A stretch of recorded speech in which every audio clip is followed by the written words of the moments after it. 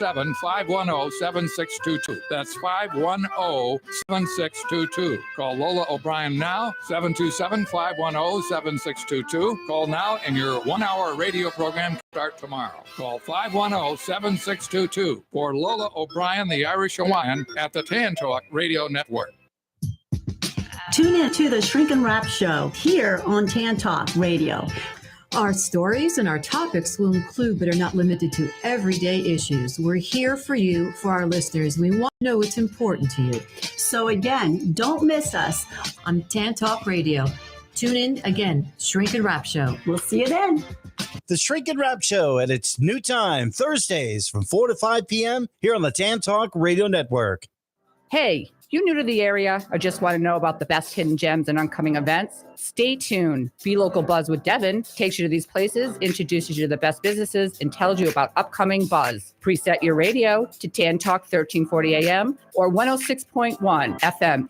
That is the Be Local Buzz with Devin on Tan Talk 1340 AM and 106 FM. Looking forward to speaking with you. It's the Be Local Buzz with Devin, Tuesdays from 4 to 5 p.m. Hi, I'm Dawn Reese with The Dawn Reese Show, most powerful names in entertainment, every Thursday at 5 p.m. I have so many different segments I'm so excited to share with you, from miracle stories to celebrity interviews with Hollywood connections to travel to local business, promoting your business on the air with me, an amazing opportunity to grow your business. Tune in to the Tan Talk Radio Network, 106.1 FM on Thursdays, 5 p.m. with me, Dawn Reese. Don't turn it off now. You need this stuff. Tampa Bay's Tan Talk Radio Network. No one is above the law in this country. And if you are destroying evidence, if you are obstructing justice, it will not be tolerated, and it is a crime in the United States of America. Doesn't matter who you are, you're going to be prosecuted. You are about to enter the arena of real news and factual commentary on The Voice of Reason here on the Tan Talk Radio Network. Now, here is your host for today's program, Ed Golly. Yeah, those are the words of United States Attorney General Pam Bondi, who, upon being confirmed by a groveling Republican Senate Politburo, was issued a pair of knee pads. By now, she's nearly worn them out.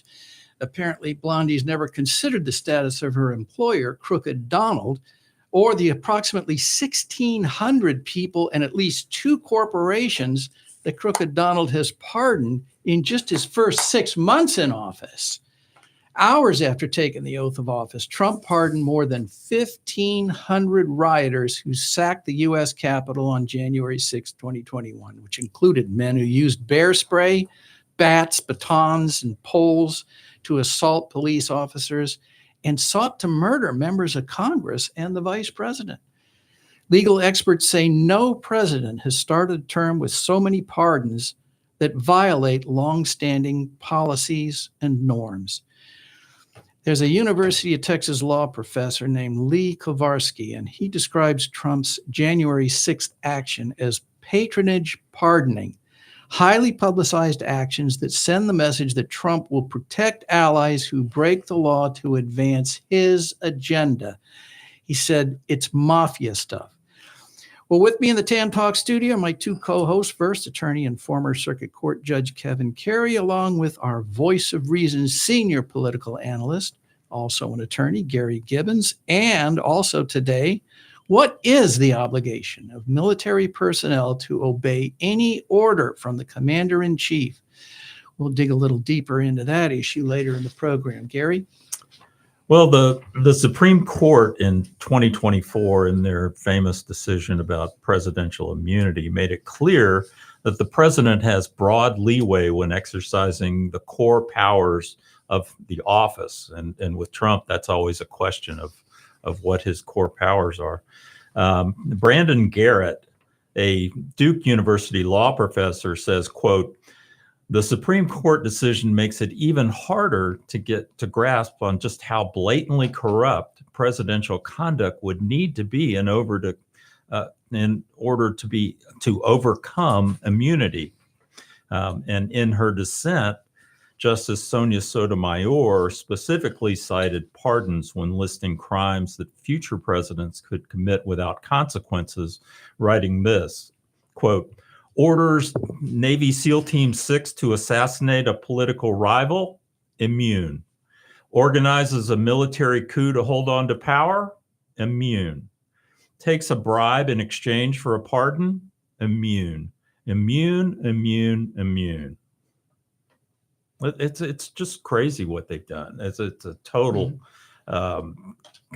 pay-to-play system that Trump has created for these pardons, and he doesn't even know who they are when he's asked. Oh, I don't know who that is. Yeah. Well, and the challenge too is that, Ed and Gary, if you had a president who had ethics and was not a criminal, as this one is, there's no question Trump is a convicted felon as well as he's got no ethics. Maybe it wouldn't be so much of an issue. It would be more theoretical, but it's not. I mean, Trump is pressing, and you mentioned earlier, the military, which we'll talk about, the court system, the media, the universities. At every point, he's stretching the boundaries. So when you overlay that with this immunity from the Supreme Court, it's very frightening. Well, the Justice Department has housed the the pardon attorney since 1894. And over the years, the practice of processing applications for pardons and commutations has been codified in the Justice Manual, which lays out how clemency is supposed to be administered. Now, you probably remember Liz Oyer. She served as the pardon attorney for 3 years and laid out two main purposes of the Justice Manual. First, to ensure that all applications are judged by the same set of rules, regardless of who you are or who you know. And second is to ensure that it is granted to people who are truly deserving of a second chance and who will not present a danger to community in the future. So in March, actor Mel Gibson, a friend of Crooked Donald, sought to have his criminal record cleaned up so he could own a gun again. Oyer declined to recommend a pardon due to Gibson's history of violence against women. She was fired several hours later with no reason given. She's now suing to get her job back. Gibson was issued a gun permit. Yeah, by the way, Liz Oyer, Ed, is on YouTube. She has, like all of us, has a podcast, and it's very good. We gave a seminar a little bit months ago on this pardon issue. Just for our listeners, are very clear because that term is used interchangeably. The overall term is clemency, and the under that term is pardon and commutation. Pardon is the much more drastic remedy or action because it takes everything's gone. There's no as opposed to commutation is just commutes the sentence. So kind of like a drunken sailor, Trump has used his pardon power, including yesterday, every 5 minutes. So it certainly is abuse of the pardon power. And I think given that Trump does believe he's king, he really enjoys, waving his wand. We can talk maybe some more specifics about this. Yesterday with Congressman Cuellar out of Texas and his wife, they were getting ready to go to trial on a bribery. I think it was $600,000 bribery case. It was set for trial. So he wasn't even pardoning a conviction. He would even not let the court system play out. And Cuellar is a Democrat. And my take on this and some other observers when I was looking at some of the YouTube world last night was they view that as Trump basically wanting to buy this Democratic vote. He's so desperate now knowing that there's a 3 or 4 advantage in the House that he did. Now, Hakeem Jeffries, though, is somewhat interesting. They asked Jeffries about this, and he also, although he's not a fan of Trump, he also gave the opinion that he thought the case would have been dismissed. I'm not sure that's true. As Gary knows, very few federal cases are dismissed. I don't know all the facts about this other than the allegation of bribery, which is a major allegation when you're dealing with a congressperson. So, he keeps throwing out these Christmas presents to these folks, and I don't see any reason to think it won't continue. Well, they fired the pardon attorney, Liz Hoyer, who was the voice of reason and conscience that you just mentioned. But the Justice Department, is trying to justify it, saying they issued a statement saying that they follow the Justice Manual in reviewing pardon applications and making recommendations, and that one of the Pardon Office's first tasks is to seek input from the people with a stake in the conviction, the prosecutors, the sentencing judges, and the crime victims. The office can request an FBI background check. And remember when they were going through the Senate confirmations and they were asking Pam Bondi about it, and she said, "Oh no, we're going to do a detailed review of each one of these cases before they are pardoned," because they were specifically asked about the January 6th defendants. And lo and behold, he on January 6th, he announced hours after he's inaugurated that you mean on January 20th? Yeah. Right after he's inaugurated, within hours, he said 1,500 people blanket pardon, no review. All of that was BS. Yeah. One of those pardons was a guy named David Daniel. Had the rules been followed, the Pardon Office would have learned that Daniel faces charges of child pornography and the sexual assault of a pre-adolescent girl. Kevin? Well, let me just make a couple points. I think what Trump does, and I've said this before in other areas of what he does, is he just assumes people aren't paying attention. But there's no question this is a gross abuse of this power. There are people he has pardoned, Ed, who have been, he basically sells these. There's someone who got pardoned, his mother paid him $1 million. So there's a reason for why he conducts pardons. Although, by the way, they asked him yesterday why he pardoned Cuellar. He couldn't give you a reason because he doesn't run the show. Stephen Miller and the other people up in the White House do this, and Trump can't even stay awake at cabinet meetings. So why would we assume that he's making any thought? But they asked him why he pardoned Cuellar, and he had it was almost like he was surprised to know he'd done it. So it's going to continue to be an abuse of power. I've always acknowledged that the presidents of both parties from time to time have done this. They usually do it when people are leaving office, when the president's leaving office, like Clinton was heavily criticized for a financial person that he pardoned. But the numbers are nowhere near what they are now. But Trump loves this because there's nothing we can do about it. He can do this and nothing matters. But why would it with Cuellar, as I said, he's set for trial. Why wouldn't you let the court system play out? That makes no sense at all. So, and then there's he pardoned Enrique Tarrio, the leader of the Proud Boys, who was an architect of the attack on the Capitol. He was sentenced to 22 years. And the Proud Boys had the gall to sue the Justice Department for $100 million, claiming they were the victims of wrongful prosecution. This is it's all turned around. It is very much a cult, a kingdom, but none of it is consistent with the rules of law. And it's an attack on the rule of law. It's an attack on the entire system. Think about the prosecutors who worked on these cases, the money that we spent to convict these people, the victims, and restitution is a part of that. And part of what happens when you're pardoned is you're released from your obligation to pay back the victims for what happened. This brings up the whole concept of being, open for business here in the White House.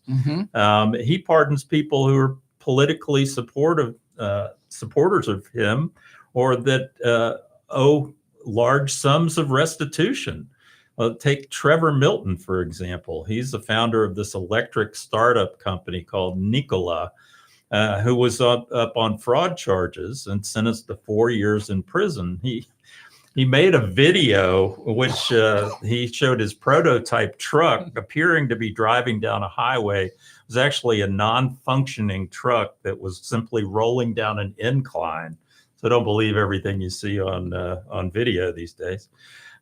In October, Milton and his wife each donated, get this, $900,000 to Crooked Donald's political committee. And in March, lo and behold, federal prosecutors urged the trial judge to order Milton to pay $675 million in restitution. But 2 weeks later, shortly before he was to report to federal prison, guess what?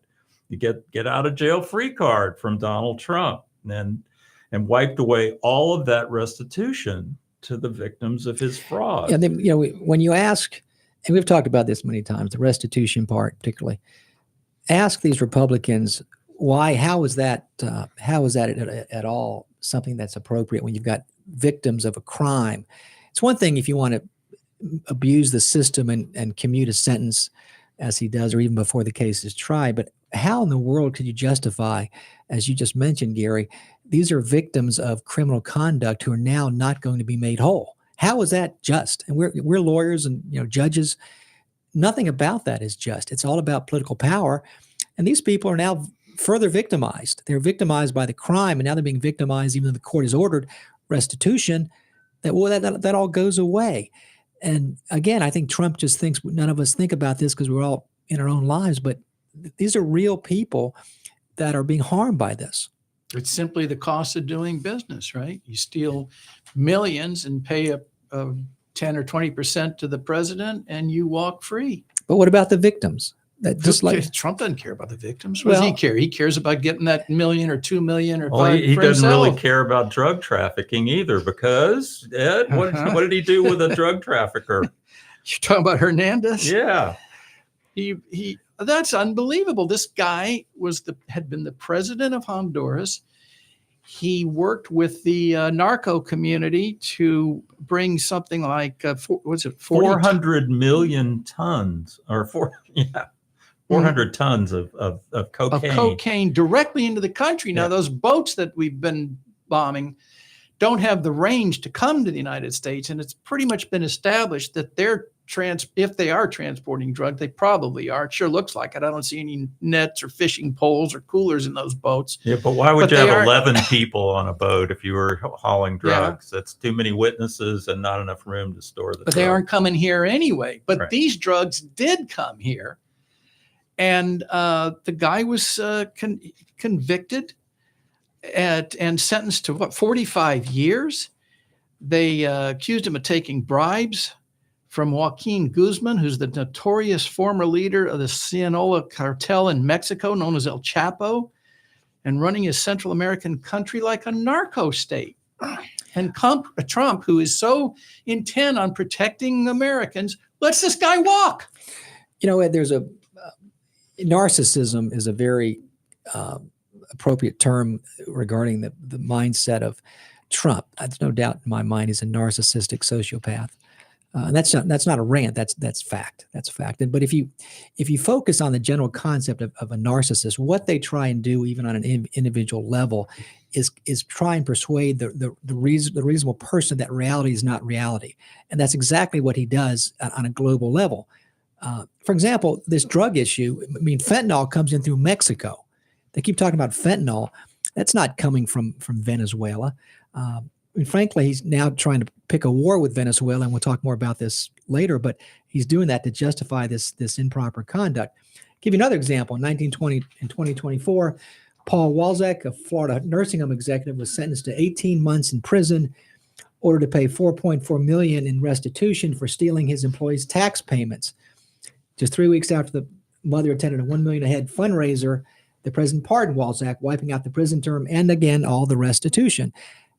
I would ask our Republican friends, how do you justify ignoring restitution? These people have been victimized by criminal conduct, and there's no excuse for it. And what you get from Trump and also all his minions are these talking points. This was a witch hunt. They love to use the term witch hunt or fake news. But you don't get any real analysis of the facts. But the fact is that these people were victims of criminal conduct, and now will have no restitution.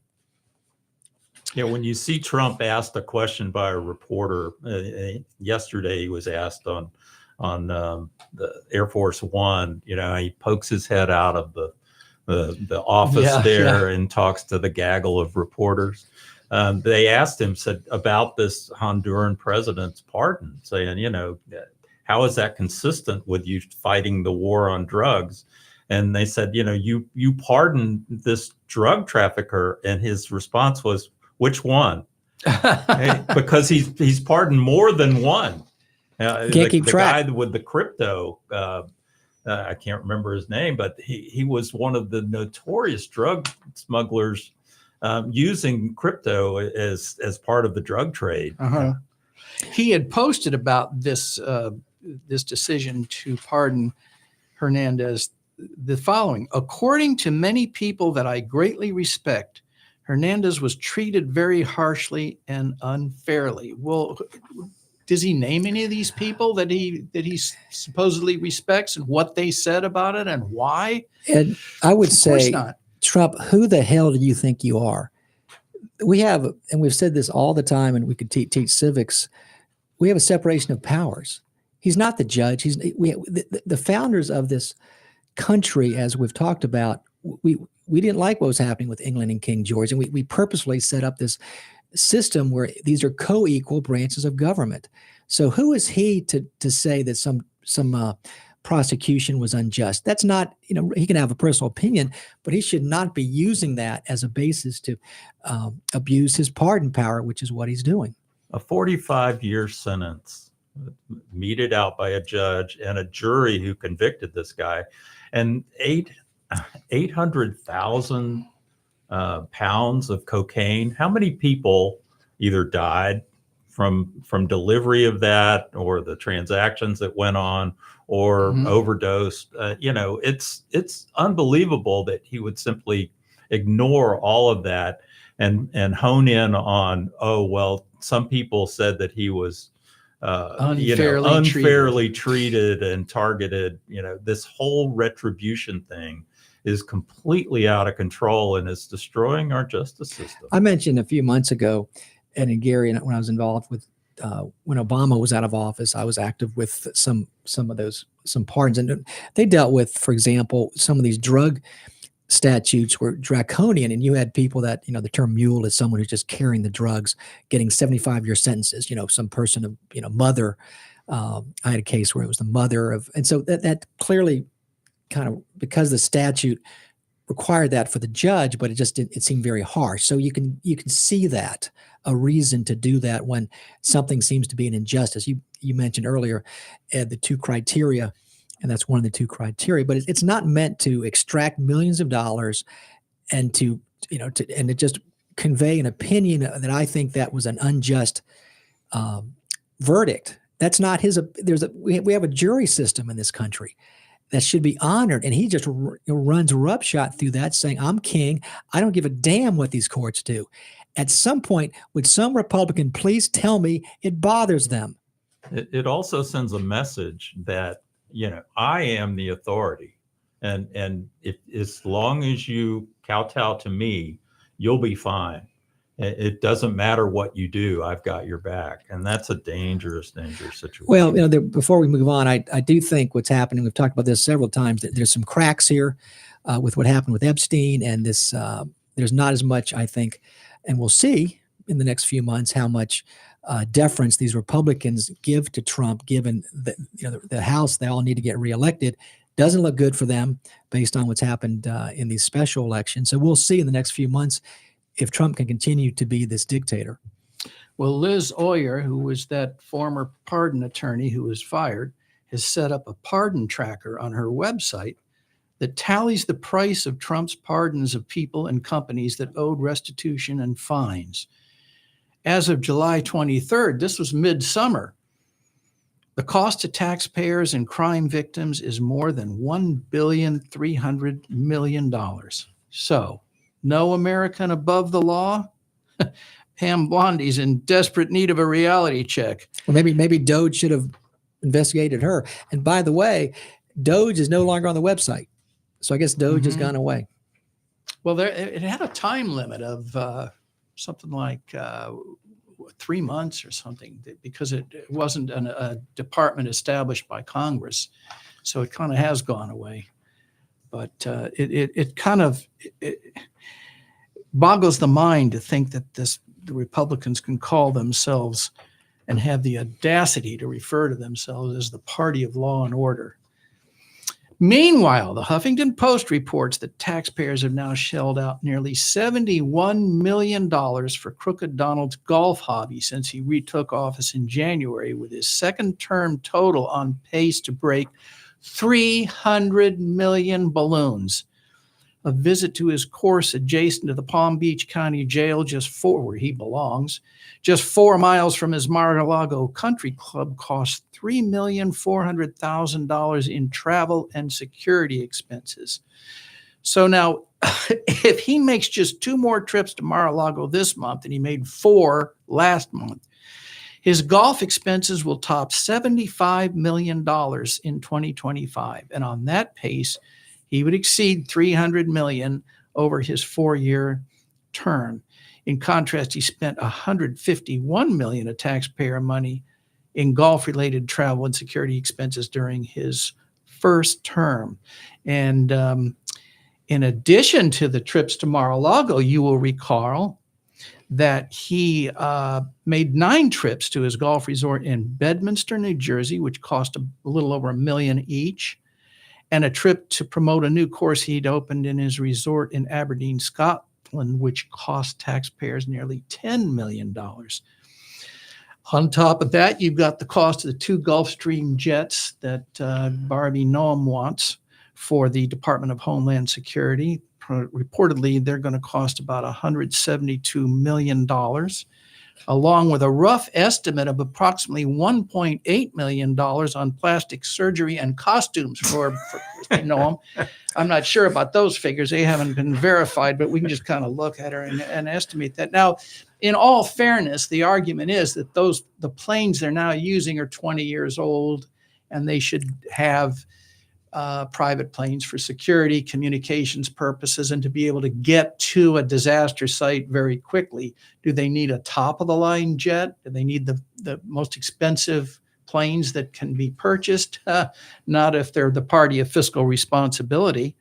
And don't forget the estimated cost to refurbish the free 747 that was illegally snagged from Qatar. It's estimated that it will cost over $1 billion for that operation. And when he leaves office, he's taking it with him.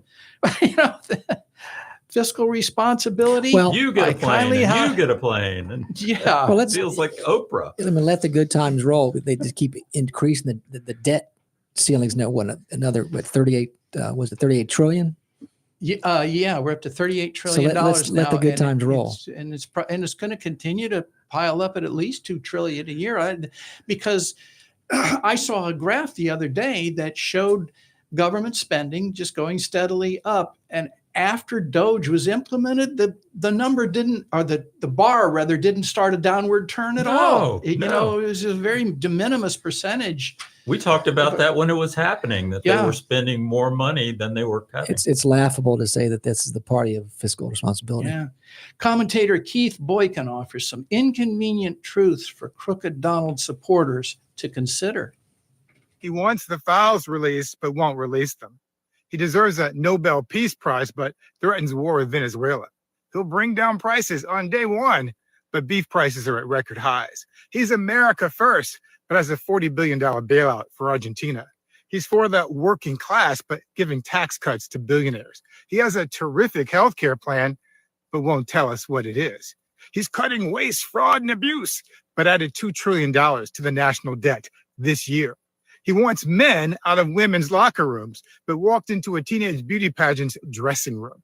He's closing down the border, but opening it up for white South Africans. He's a Christian, but never goes to church. He's a businessman, but always goes bankrupt. He loves the military, but dodged the draft. He wants law and order, but he's a convicted criminal. He backs the blue, but not at the U.S. Capitol.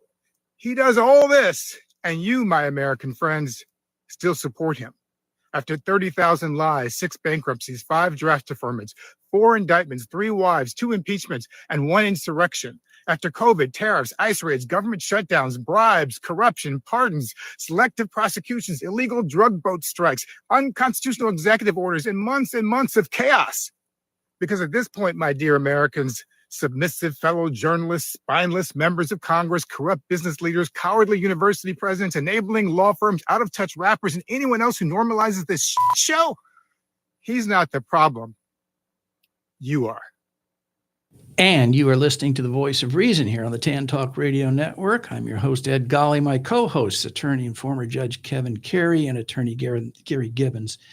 We are going to pause for a short break, and when we return, we'll talk about that election in Tennessee, along with what are the obligations of military personnel to obey any order from the commander-in-chief, along with more of the issues the conservatives never want you to hear about. Are you a writer, inventor? Do you have questions about your intellectual property rights? Well, tune in every Tuesday and Thursday morning at 11 o'clock for Joy on Paper. Once a month, I will have a special guest, the writer's legal eagle, Bill Larson of Larson & Larson, who can answer your questions. Protect your valuable work. Email me your questions to patsy.radio@gmail.com and then listen in every Tuesday and Thursday at 11 a.m. right here on Tampa Bay's Tan Talk Radio Network. That's patsy.radio@gmail.com. You're listening to the Voice of Reason on the Tan Talk Radio Network. Hi there, I'm Robin Savage, stand-up comic. Are you sick of the news getting pushed around by two sides, always saying the other side is wrong? You deserve to enjoy the news. That's what's up, Robin. I'm your host, Mac James, from Stand Up for News. We're stand-up comics, and we tell the news. The news doesn't have any legs and can't stand up for its own self. Join us and special guests like local hero comics like Donnie Stopa, all the way to legends like Tommy Chong, here on WTAN Radio. Every Thursday night from 6 to 8 p.m. And now it's time for the Only a Conservative Could Think It Minute with your host, Ed Golly. How do you eradicate hunger, STDs, illiteracy, poverty? You stop measuring them. The Trump administration has imposed a data blackout on many government statistics used to measure how well we're doing as a nation and how lousy he's doing as a president. The Department of Government Efficiency's cuts have been winnowing the ranks of government number crunchers and quietly snuffing out thousands of other data series, particularly those that might produce politically inconvenient truths. Crooked Donald fired the commissioner of the Bureau of Labor Statistics in August because of anemic job creation data. The administration has canceled a survey measuring food insecurity and eliminated the team that measures poverty and helps determine eligibility for Medicaid, Head Start, and food stamps. Data collection on substance abuse, natural disasters, children's literacy, climate change, race, crime, immigration, and other issues has simply ceased. Businesses and public officials need reliable federal statistics to make decisions. Crooked Donald, though, would rather curate his own reality. Think about that. Don't turn it off now. You need this stuff. Tampa Bay's Tan Talk Radio Network.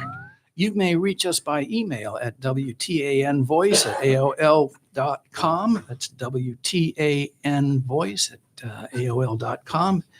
If you would like to send us questions, comments, or insults about the program, it's time for Poll Watch. And Kevin, I want you to listen carefully to this one. Because this is a Gallup poll that says that determined that 1 in 5 Americans say they want to permanently move to another country. 40% of those are women between the ages of 15 to 44. They want to leave. That's up from 10% in 2014. I'm going to say that again. 1 in 5 Americans now say they want to permanently move to another country. Staggering, but that's the reality of living under a dictator. And here's a YouGov poll that shows that 53% of Americans disapprove of how ICE is handling its job.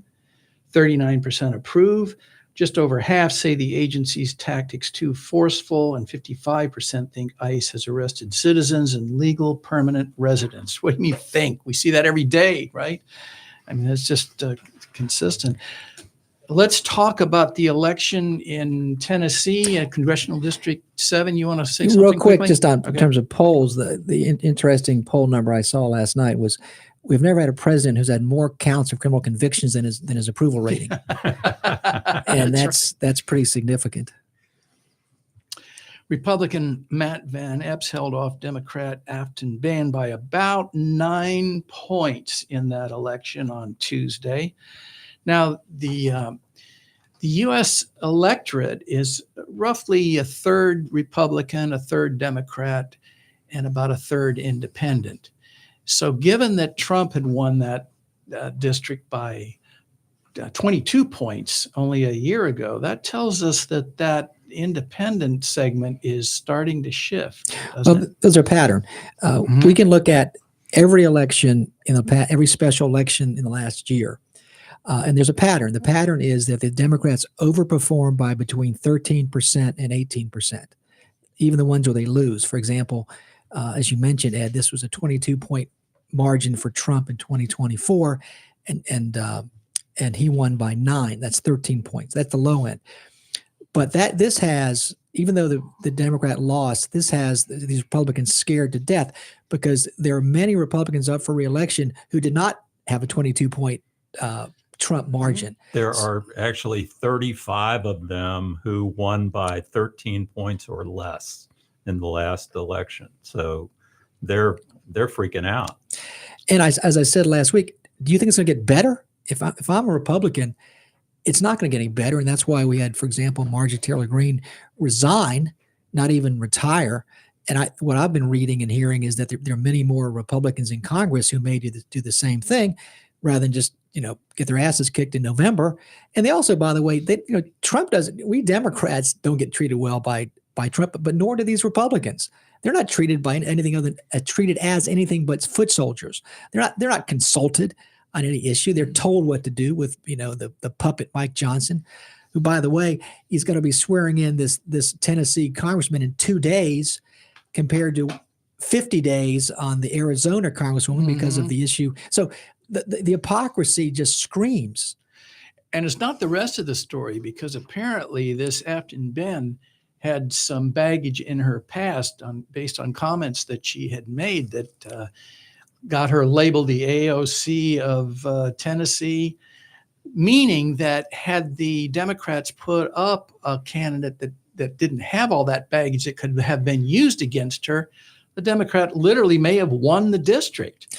So in these closer races that have, or districts, I should say, that have been gerrymandered to give Republicans only a few point advantage, those are the candidates that are going to be in serious trouble in a year from now. Well, you mentioned baggage. She also was clearly the most liberal of the Democrats, but she won the primary. So yeah, I hear people, say to me, well, Democrats need a better job of picking. Well, there's an election, pick. And by the way, the Republicans spent a ton of money on that election. They had Trump, I believe, went that year. I know that Johnson went there. Yeah.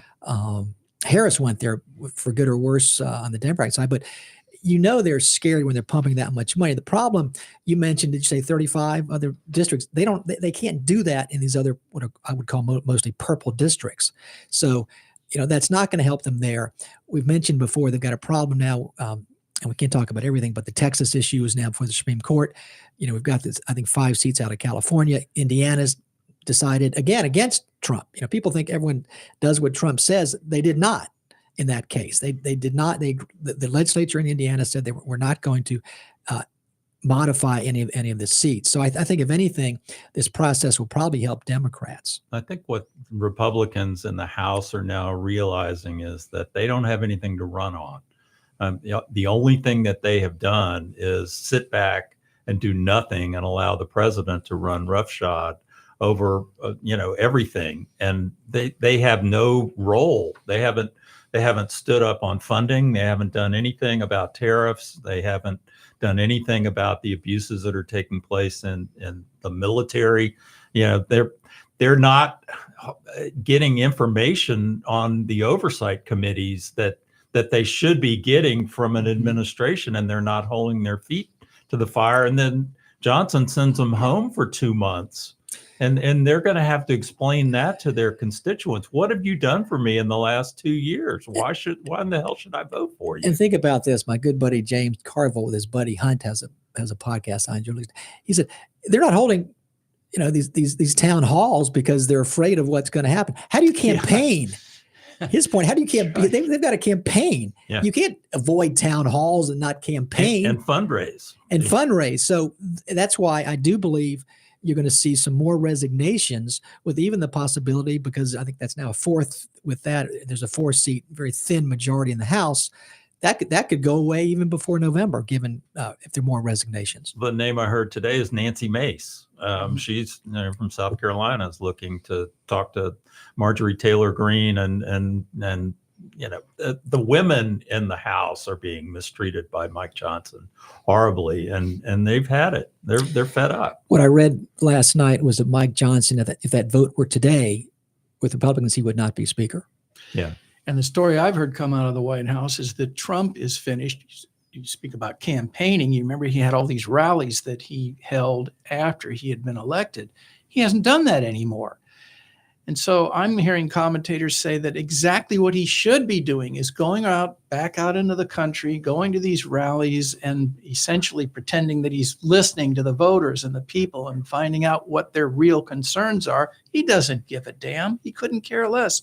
He's through with that. He doesn't want to be bothered with that anymore. So he's not going to do it. I also think, though, I think his physical health is he can't stay awake at these cabinet meetings. His skin looks very unhealthy. I don't think he's got the physical ability to do that. Doesn't have the stamina. Question to you is, if the Democrats were able to get in power, even if they got control of the White House and Congress, could they really turn things around with respect to the prominent issues that Americans are concerned about, which is the cost of living, the cost of insurance, health care, and so on, inflation? Could they really effectively make a difference? And if not, don't we just have a swinging pendulum here? Well, I mean, these are complex questions. They are, and they're complex issues to resolve. And that's one of the problems. And I've said before, this opportunity cost we're wasting. We're dealing with all these crises, killing people at sea illegally. When we're dealing with, we have a very complex inflation issue. First point I would say, Ed, is the president does not control inflation that much. It's a market-based issue. The Fed matters, but these tariffs don't help. These tariffs, which are basically sales tax on the poor and the middle class, which gave the huge tax cuts for the rich.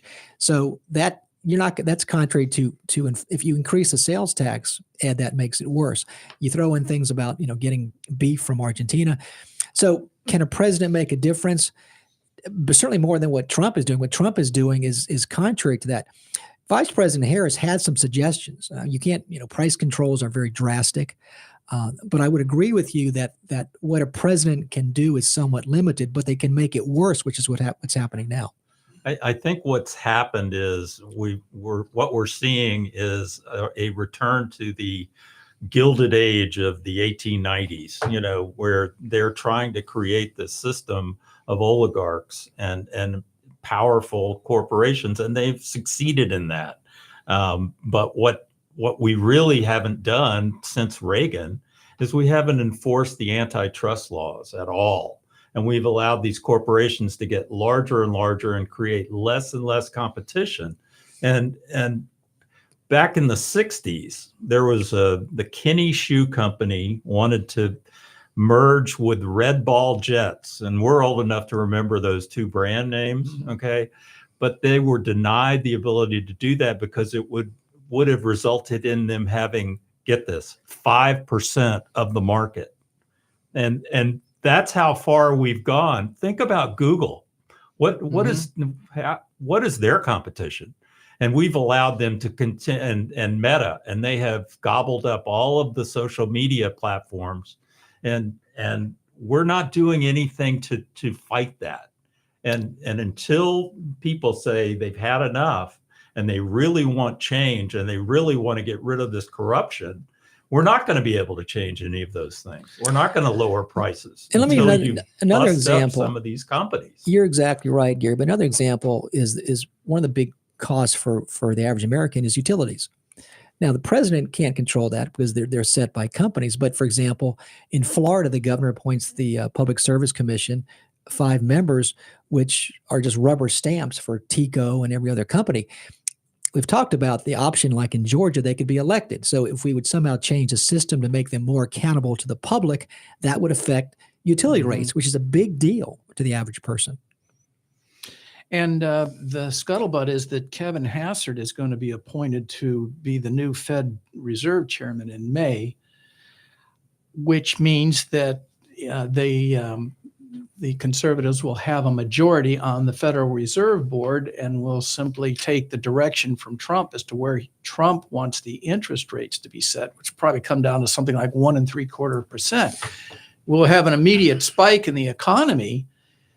And then housing prices will come down because the interest rates will come down, but then that will lead us into a recession and a shortage of housing because the corporations are going to buy up so many of these houses, especially if they can get it at lower interest rates. So, well, the Fed, the Fed is very complex too. We've got, and I'm sure most of our viewers or listeners, unless they were economics majors, the point I want to make is there's fiscal policy and there's economic policy, monetary policy.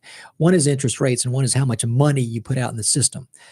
So yes, they can make a difference by lowering interest rates. As you know, the Fed is set up just like judges to not be political. And as all other institutions, Trump wants to change that. But yes, if you lower interest rates and throw more money in, those are both inflationary concepts. Mm-hmm. So there's no think about the economy, and our good friend James Carville said it right. It's the economy, stupid, and that's what hurt Biden and Harris, and that's what's going to hurt Trump and Vance in 11 months from now. But remember, all through the Biden administration, we heard we're going to have a recession in the third or fourth year, and it never happened. Why?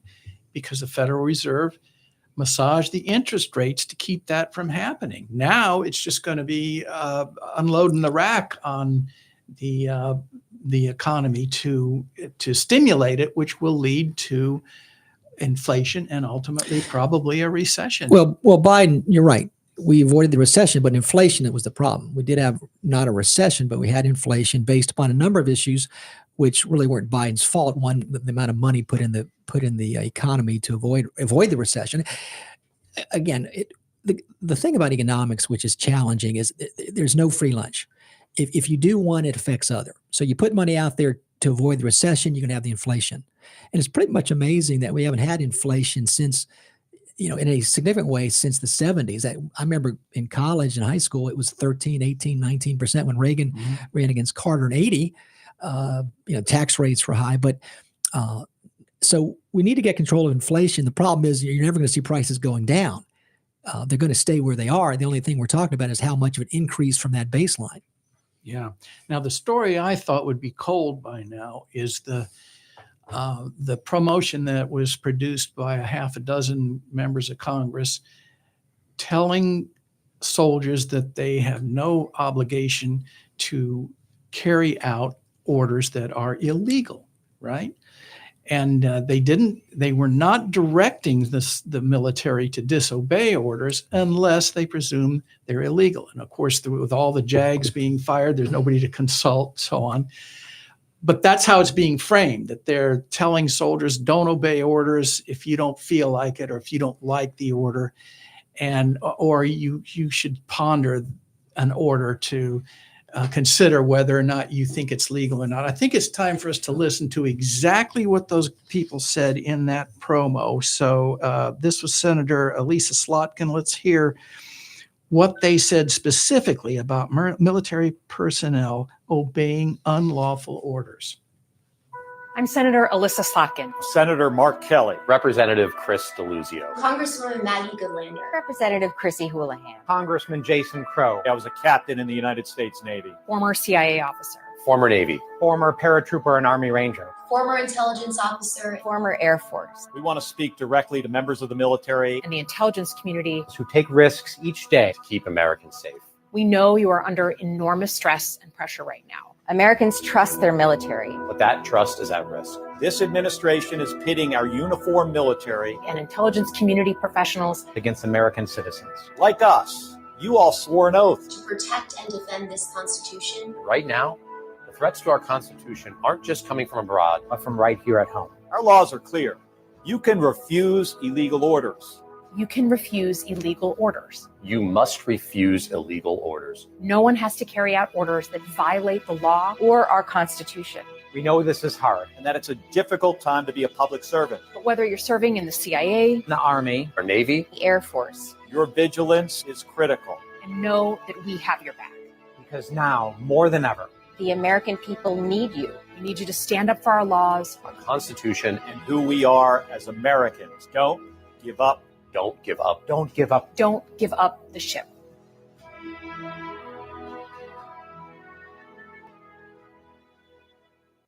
I do think there have to be consequences for abject war crimes. If you're doing something that is just completely unlawful and ruthless, then there is a consequence for that. That's why the military said it won't follow unlawful orders from their commander-in-chief. There's a standard, there's an ethos, there's a belief that we are above what so many things that our enemies or others would do. Who spoke those words at the Liberty Forum in the year 2016?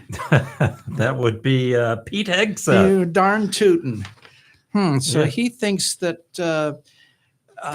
these senators and congresspeople should be executed for saying the exact same thing he said 10 years ago. Well, that was 10 years ago. And Oh. then remember, he called all the generals in for that dog and pony show at the Pentagon. And he sat up there and said, "Oh, no, we're going to be ruthless now. We're not going to have these rules of engagement. We're not going to be nice about it. We're going to go out and basically be, kill people. That's what we do. We kill people." Great things. And now this is all coming back to haunt him, because as he's taken that tough attitude, there are a lot of questions about whether he ordered those two men that were clinging to that blown up boat, whether he ordered that they be shot. And let's not have any witnesses to what happened here who might say, "No, we weren't. We were out for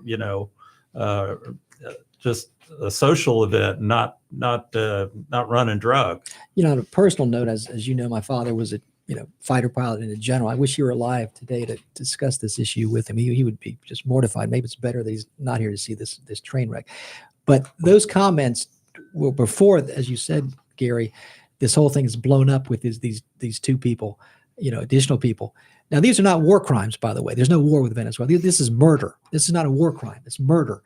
And what they did was horrible. And today, Vice Admiral Bradley would appear before a joint committee of the Senate and House Senate Armed Forces Committee. And so there's an issue when they're getting him there within a matter of days. And that was the first boat. There've been 8 boats that they've blown up.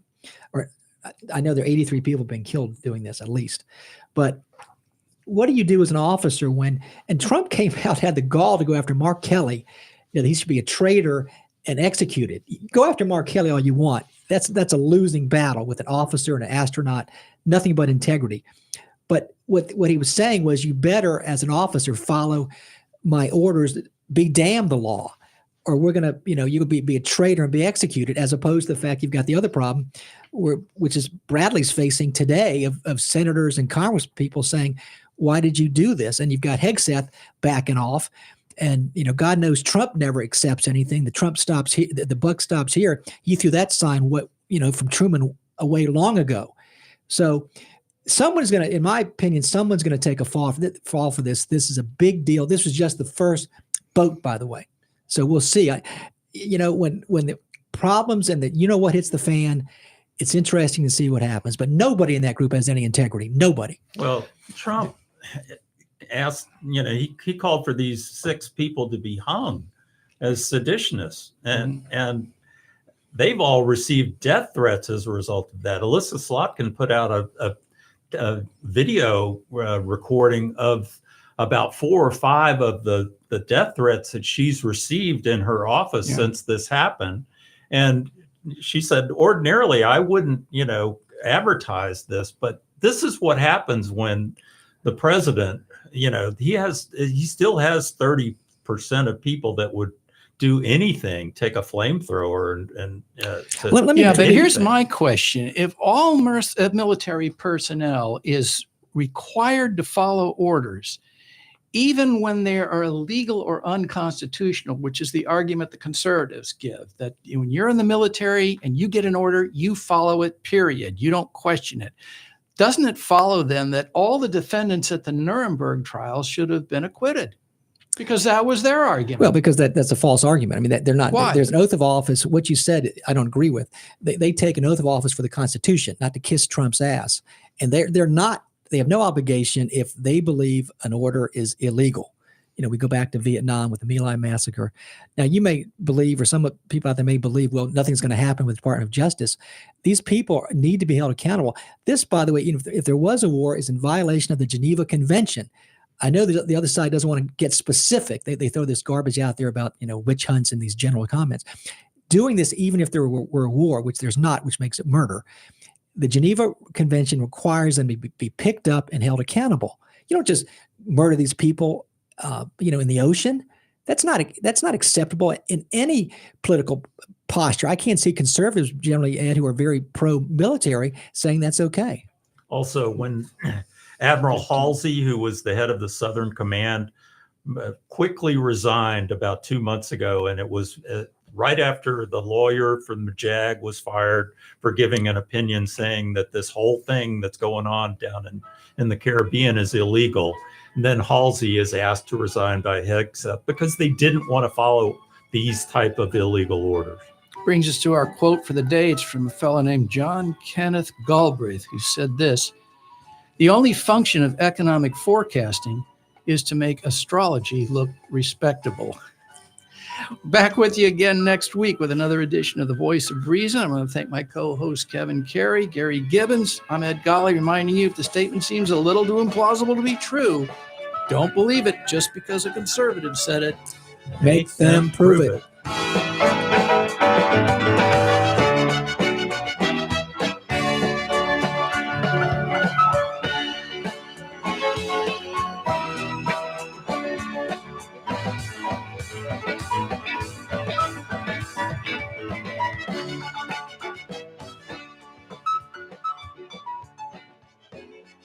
WTAN Clearwater FM 106.1.